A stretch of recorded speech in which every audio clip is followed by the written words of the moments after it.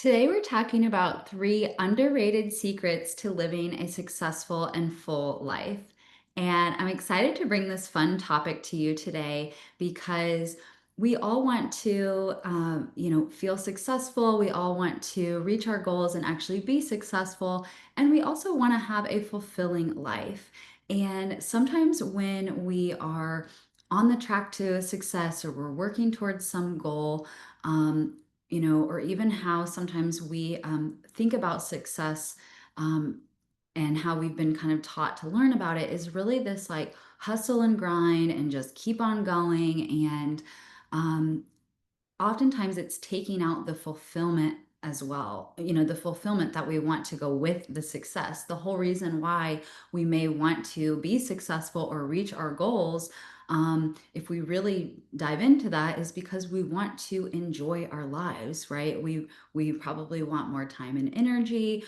We want to feel fulfilled, right? And so these 3 underrated secrets, and they're seriously underrated, are going to help us not only, you know, reach the success that we want, but really feel fulfilled when we get there and also along the way, right? So we can start recognizing the success that we have in our lives now.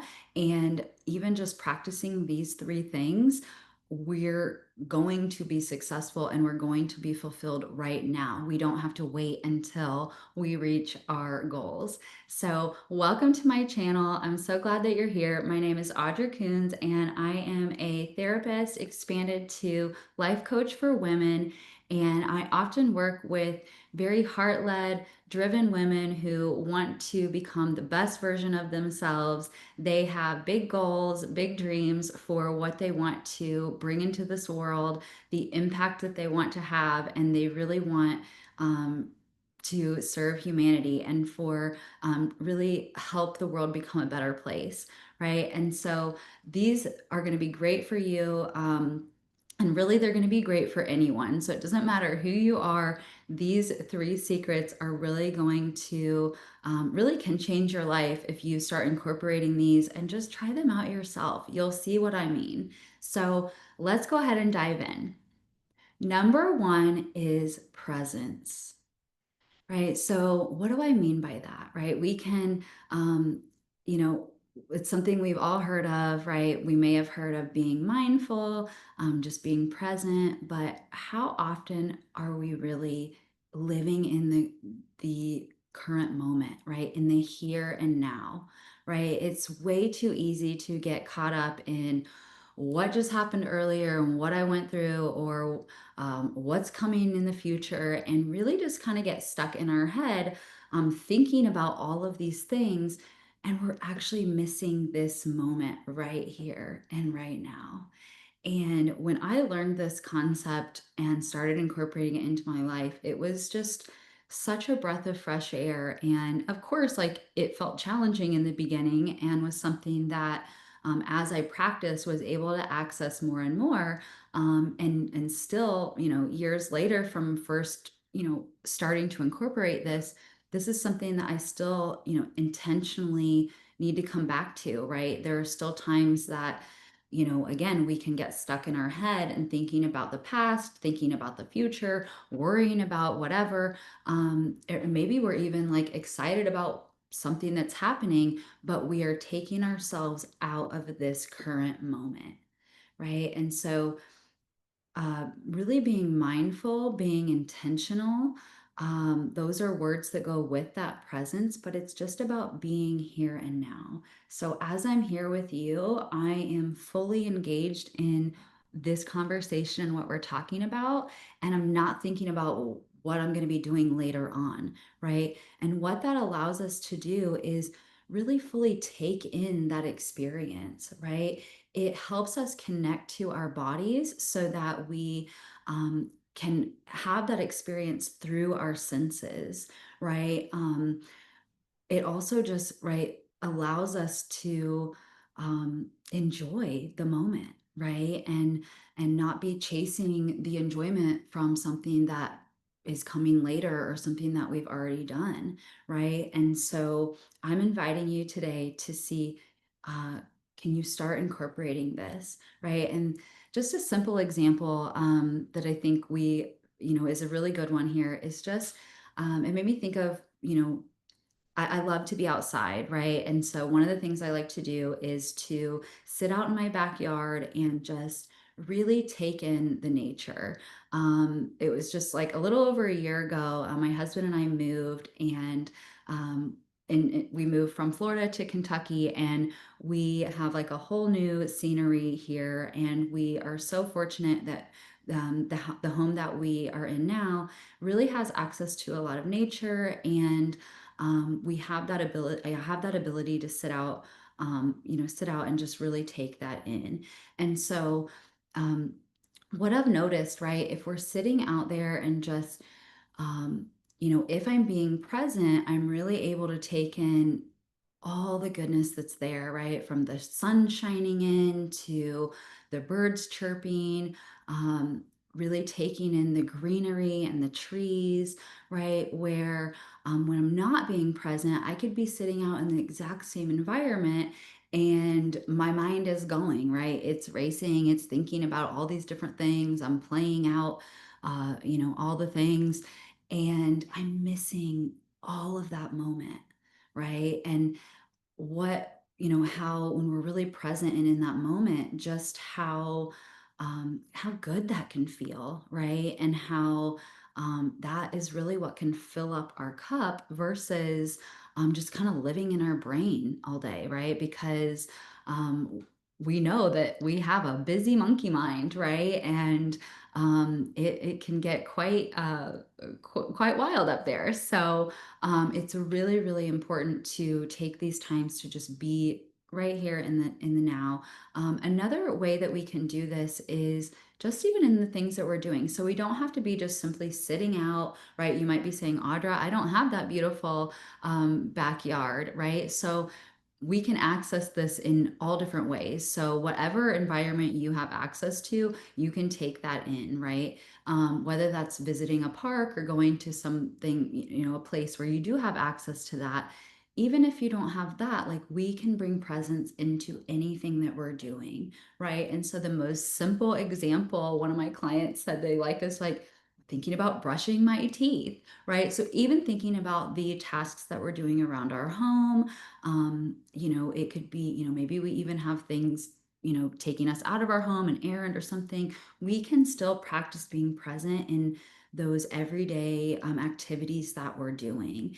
And how we do that is really, again, bringing it back to that present moment and noticing just the experience that we're having, right? Observing, becoming that observer of the experience, right? And so even something as simple as another one is doing the dishes, right? And I don't know about you ladies, but that's not my favorite task to do, but it is something that needs to be done and something that I'm doing, on a sometimes on a regular basis. Of course, I'm really lucky. My husband likes to help me with that task, but that's something that I'm doing, and you can think about the tasks that you have in your life. And we need to be able to go through that without it feeling like, this huge chore or so daunting or just like, oh, I don't want to be doing this. I'd rather be doing something fun, and really taking that in. And so, ways you can practice that is accessing again our senses. So, you may notice like the warm water on our hands, right? You can check in with your body and notice, right? Maybe I'm really rushing and becoming a little frantic, trying to get them done quickly so that I can go do the thing that I want to do. And in that, we can get ourselves really worked up and are completely not in the moment, right? So, even recognizing when I just need to take a moment and slow things down and just be intentional and mindful with my movements, with my actions, right? And so there, you can practice this again with anything, but just really being able to take that in. Just try it out and see what it's like. You can do this too anytime you notice, you do that self check-in and notice that we're rushing. This is such a big one for women. This has been helpful for every client I've ever worked with, as well as myself. is noticing when you're in that mood that's just kind of chaotic and rushing or that, and just take a moment to slow down, soften a minute, and then carry on and just notice the difference of the experience that you have in your body. um, it's a game changer, right? So really try practicing being in the moment, and I'd love to hear your comments on what maybe you tried and what your experience was with that. So number two is productivity, right? And so really, um, this one is really usually pretty familiar to the people, the women that I work with, in that they often are really kind of been in the productive mode where they actually feel like guilty or feel you know, they're judging themselves if they actually aren't being productive. And so it's important that we really define what this means and what is productive, right? So we can definitely acknowledge that, we do want to be getting things done, right? We want to be staying on top of our lives and all the things that we're managing and that we are working on, so that you know, it feels very, it feels organized. It feels like we're having that momentum, right? So we do want to get tasks done, whether that's in our business, in our career. We want to keep clean, tidy home. We have things going on with family. Like, we want to be productive, right? But this is not the only way that we want to view productivity, right? So definitely we want to add that in, where, again, most of the people that I'm speaking to don't have a problem with that, right? They often have a problem with letting themselves have a moment where they aren't actually doing a task, right? Or they are just like taking in the moment I was talking about from the backyard, or going on a walk outside. Um, and really, I want us to reframe what it means to be productive, right? And so if you have been doing your tasks and you've done that, right? Um, and then it's time, like, oh, maybe you want to have a moment just to let everything kind of process, give our body a rest, but also give our brain a moment to calibrate to all the things that we've been doing, and even to start sorting out different things that we've taken in, different stimuli that we've had that day. We've got to take moments that are productive moments of rest, right? So that example I was giving about being in my backyard and taking everything in, that is productive in that it's allowing my mind and body the space that it needs to be able to continue on and pick back up those tasks, later or in that next day, right? And so, where if I'm sitting out there and I'm spinning in my mind, I might feel productive because I'm thinking about the things, right? And I'm not just resting, but that's actually not productive, right? That's not giving our mind and our bodies the space that it needs, right? So, productivity is about taking action and getting things done, doing the tasks that we need to do. And it's also about taking care of ourselves and recognizing that it is productive when we sleep, right? When we take those rests, when we have some fun or have a phone call with a friend. Like, those are productive things, in that we need all of that in our lives, right? And so I'm inviting you to really ask yourself how you define productivity, what maybe that includes for you, and what you would not include in that, and see if you can redefine um, what that is for you, and see if you can start incorporating some of these things into your life, recognizing that it's all productive. So, number three is play.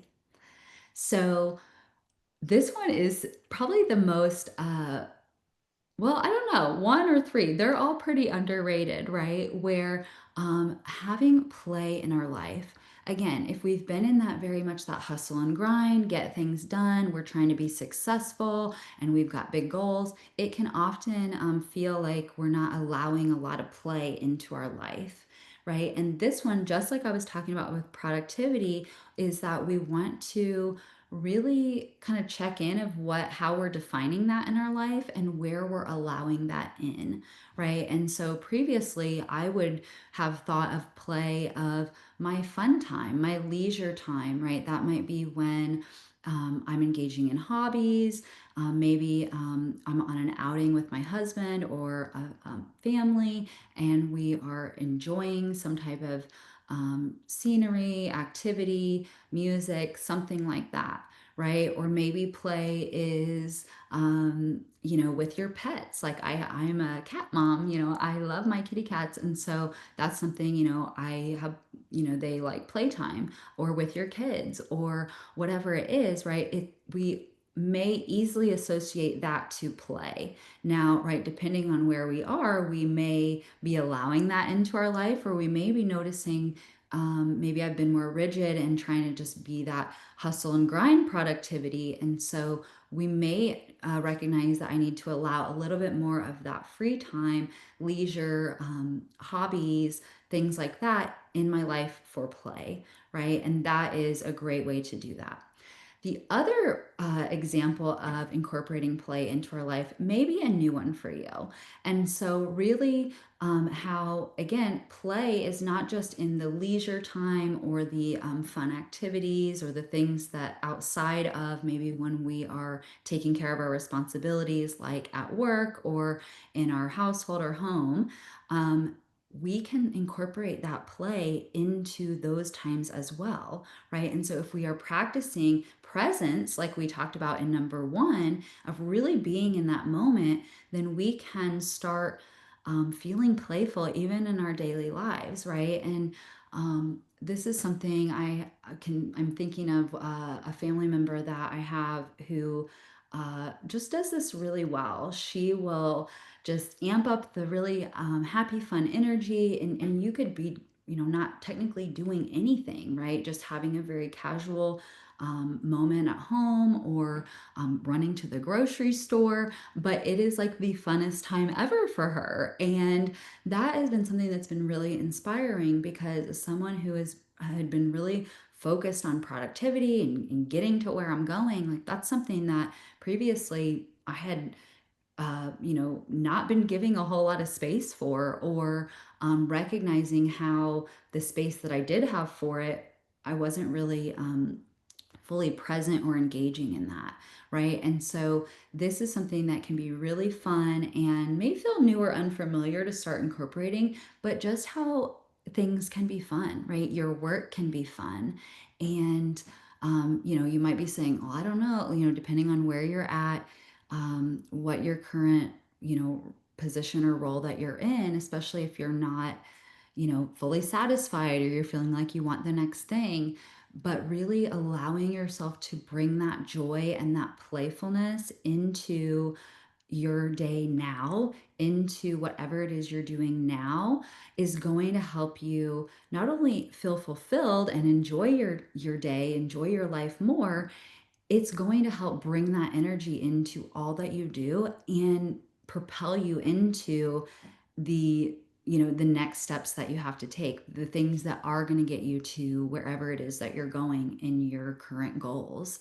And so this one, right, I think is really big for everyone to do, but especially with the women that I encounter, we are not giving ourselves enough play and we really don't understand, or we're not recognizing just how much that influences our mood, influences how we show up in the world, how we show up for the people that we love, and how we're really not feeling alive, right? So, really being able to incorporate both of these things, we want to be productive with actually doing the tasks and activities that are our responsibilities, and we also want to be productive in how we're taking care of ourselves, as well as, right, how we're approaching all of that. And so I really invite you to add some playfulness in, add some joy, some pleasure into your life today, and just see how you feel. See if that changes your experience. And,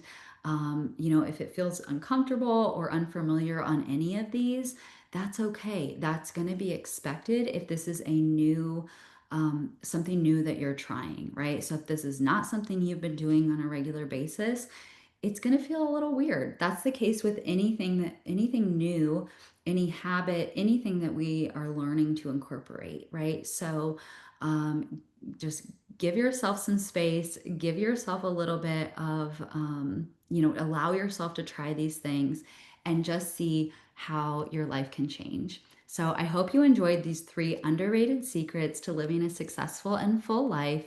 And if you enjoyed this video, I would really appreciate you giving it a like. And if you'd like to see more content similar to this, then please subscribe and you can stay tuned for all my upcoming videos.